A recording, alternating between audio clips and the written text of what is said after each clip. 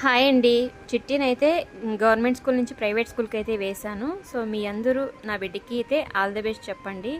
So నా బిడ్డ బాగా చదువుకోవాలని, మీ అందరి బ్లెస్సింగ్స్ ఎప్పుడు ఉండాలని మనస్ఫూర్తిగా కోరుకుంటున్నాను.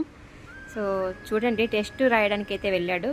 ప్రైవేట్ స్కూల్కి అయితే వేసామండి. ఫీజు అయితే చాలా ఎక్కువ ఉంది. ఇంకా తప్పని పరిస్థితుల్లో ఖచ్చితంగా వేయాల్సి వచ్చింది. ఎందుకంటే ఇక్కడైతే అస్సలు ఎడ్యుకేషన్ ఏమీ రావట్లేదు.